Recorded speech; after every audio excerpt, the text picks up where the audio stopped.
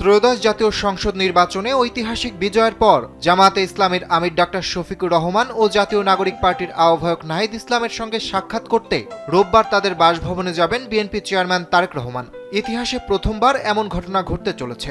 সাধারণত এর আগে কোনো নির্বাচিত প্রার্থীকে বিরোধী দলীয় প্রার্থীদের সাথে সৌজন্য সাক্ষাৎ করতে যেতে দেখা যায়নি। এবার সংসদ নির্বাচনের ফলাফল অনুযায়ী 297টি আসনের মধ্যে বিএনপি একাই জয় পেয়েছে 209টিতে। স্যান্ডেলিনা সো, রূপচর্চায় আভিজাত্য। জোটের শরিকেরা পেয়েছে আরও 3টি আসন। সব মিলিয়ে পরবর্তী সংসদে বিএনপি জোটের আসন সংখ্যা দাঁড়াচ্ছে 212টি। তবে আরও 2টি আসনে জয়লাভের সম্ভাবনা আছে বিএনপির।